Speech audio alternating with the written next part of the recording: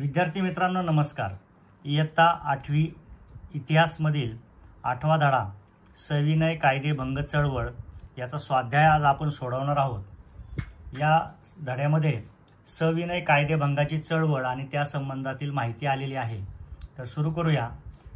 पहिला प्रश्न आहे, दिलेल्या पर्यायांपैकी योग्य पर्याय निवडून विधाने पुन्हा लिहा। आपल्याला इथे काही विधानं दिलेली आहेत आणि त्यामध्ये गाळलेल्या जागा आहेत आणि या गाळलेल्या जागा या कंसामधून निवडून आपल्याला लिहायच्या आहेत। तर यातील पहिलं जे उदाहरण आहे ते आहे, लंडनमध्ये टिंबटिंब यांनी गोलमेज परिषदेचे आयोजन केले होते।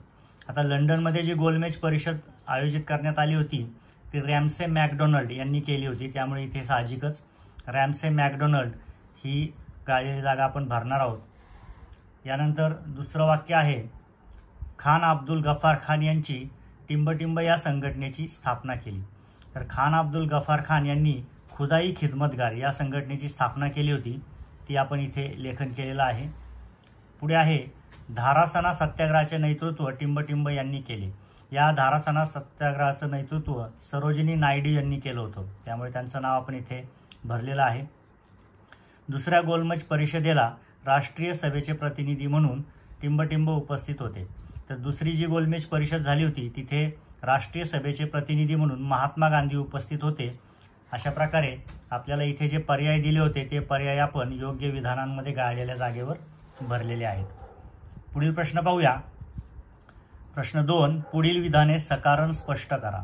यातील पहिला उपप्रश्न आहे, चंद्रसिंग ठाकूर यांना लष्करी न्यायालयाने जबर शिक्षा केली। चंद्रसिंग ठाकूर यांना लष्करी न्यायालयाने जबर शिक्षा का केली हे आपल्याला कारणासह इथे स्पष्ट करायचं आहे।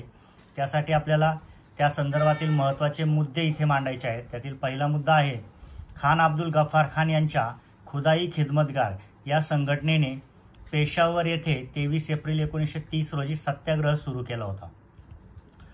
2, सत्याग्रहींनी सुमारे आठवडाभर पेशावरवर ताबा ठेवला। खुदाई खिदमतगारचे जे सत्याग्रही होते त्या सर्वांनी पेशावर हे शहर ताब्यात घेऊन तिथे आठवडाभर ताबा ठेवला होता। यानंतर तिसरा मुद्दा आहे, सरकारने सत्याग्रहींवर गोळीबार करण्याचा आदेश गढवाल पलटणीला दिला।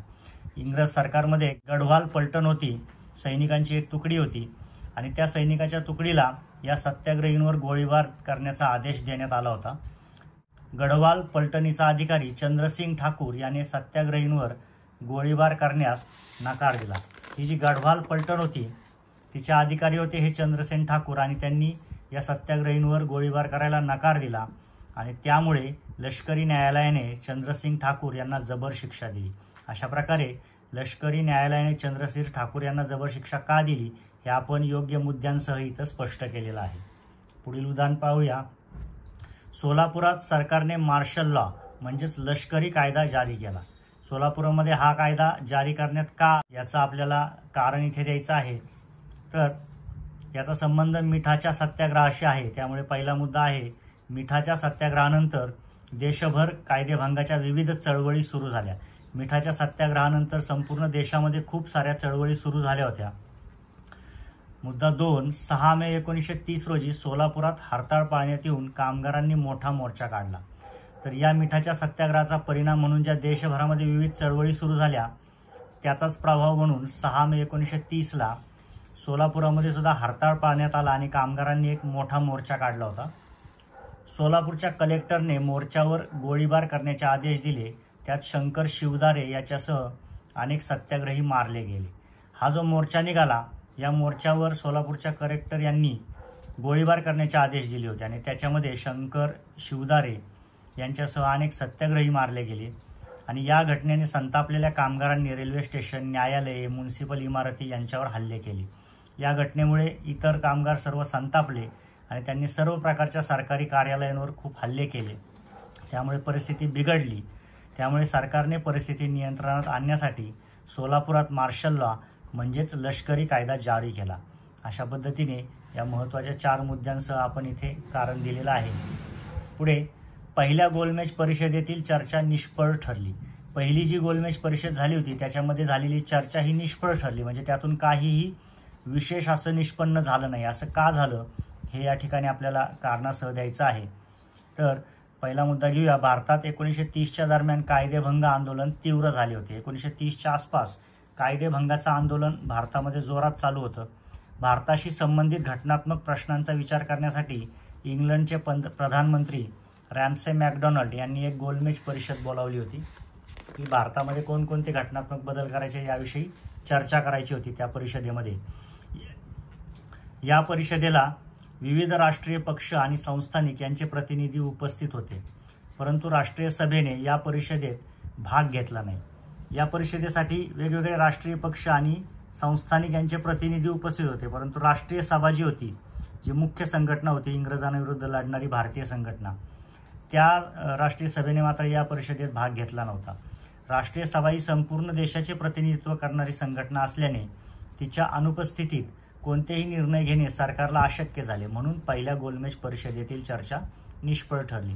राष्ट्रीय सभा ही संपूर्ण देशाचं प्रतिनिधित्व करणारी मोठी संघटना होती आणि या संघटनेने बहिष्कार टाकल्यामुळे त्यांच्या अनुपस्थितीमध्ये कोणतेही निर्णय या परिषदेत घेता आले नाहीत आणि म्हणूनच ही गोलमेज परिषद निष्फळ ठरली, हे आपण इथे स्पष्ट केलेलं आहे. चौथं विधान आहे, गांधीजींनी येरवडा तुरुंगात आमरण उपोषण सुरू केले. गांधीजींनी येरवडा तुरुंगात असताना आमरण उपोषण केलं होतं. ते उपोषण का केलं होतं या संदर्भात आपल्याला आता इथं मुद्देसूद कारण द्यायचं आहे. यातला पहिला मुद्दा आहे, दुसऱ्या गोलमेज परिषदेत डॉक्टर आंबेडकरांनी दलितांसाठी स्वतंत्र मतदारसंघाची मागणी केली होती. परिषदेनंतर प्रधानमंत्री रॅम्से मॅकडोनाल्ड यांनी जातीय निवाडा घोषित केला. आता या जातीय निवाड्यानुसार दलितांसाठी स्वतंत्र मतदारसंघ जाहीर करण्यात आले होते. हा जो जातीय निवाडा जाहीर करण्यात आला त्याच्यामध्ये दलितांसाठी स्वतंत्र मतदारसंघ होते. स्वतंत्र मतदारसंघाच्या या तरतुदीमुळे हिंदू समाजाची विभागणी झाली असती. ही बाब गांधीजींना अमान्य असल्याने त्यांनी येरवडा तुरुंगात आमरण उपोषण सुरू केले.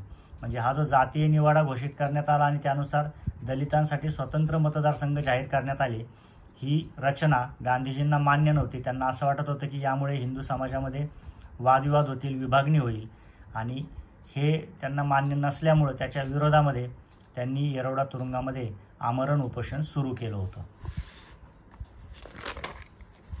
पुढे प्रश्न तिसरा आहे, खालील प्रश्नांची 25 ते 30 शब्दात उत्तरे लिहा. पहिला प्रश्न आहे, गांधीजींनी मिठाचा कायदा मोडून देशभर सत्याग्रह करण्याचे का ठरवले? मिठाचा कायदा मोडूनच देशभर सत्याग्रह करावा असं गांधीजींनी का ठरवलं हे आपल्याला इथे कारण द्यायचं आहे.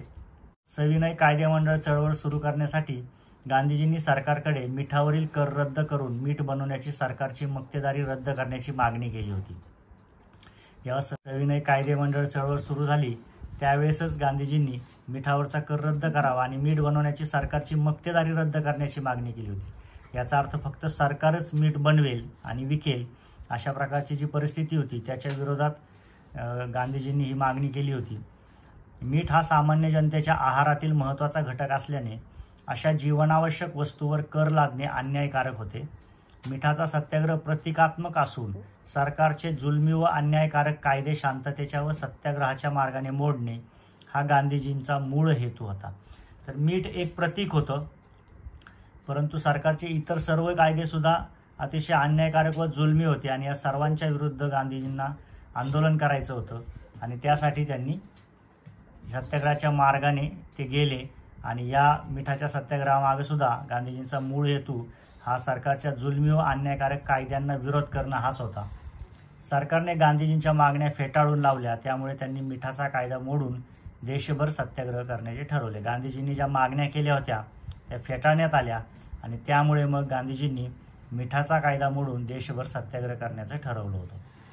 दुसरा प्रश्न आहे, राष्ट्रीय सभेने सविनय कायदेभंगाची चळवळ मागे का घेतली? राष्ट्रीय सभेने सुद्धा सविनय कायदेभंगाची चळवळ जोरदार चालवली होती, परंतु ती मागे घेण्यात आली. त्याचं कारण आपल्याला द्यायचं आहे. त्यातला पहिला मुद्दा आहे, पहिली गोलमेज परिषद निष्फळ ठरल्यानंतर ब्रिटिश प्रधानमंत्री रॅम्से मॅकडोनाल्ड यांनी राष्ट्रीय सभा दुसऱ्या गोलमेज परिषदेत सहभागी होईल अशी आशा व्यक्त केली होती.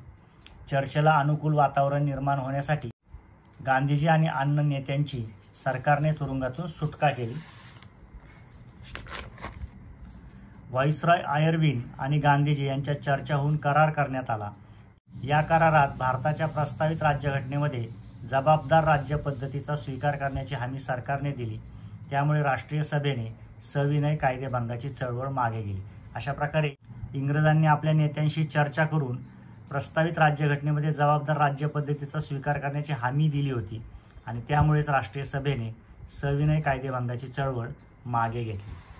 प्रश्न चौथा आहे, सविनय कायदेभंग आंदोलनाची पुढील कालरेषा पूर्ण करा. इथे एक कालरेषा दिली आहे, त्यामध्ये वेगवेगळे दिनांक दिलेले आहेत.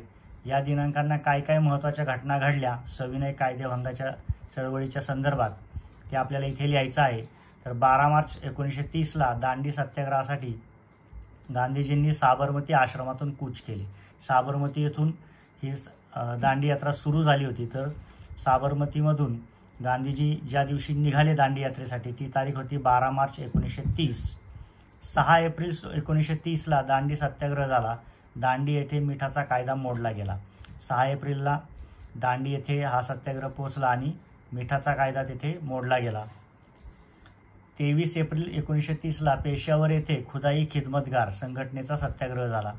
त्यानंतर 4 मे 1930ला मिठाचा कायदा मोडल्याप्रकरणी गांधीजींना अटक झाली आणि 6 मे 1930ला सोलापूर येथे हरताळ पाळण्यात आला. अशा प्रकारे सविनय कायदेभंगातील या महत्त्वाच्या घटना आहेत. या घटना इथे तारखेनुसार आपण इथे कालरेषेवर मांडलेल्या आहेत. या ठिकाणी आपला स्वाध्याय पूर्ण होत आहे. यातील सर्व प्रश्नांचा व्यवस्थित सराव करा. धन्यवाद.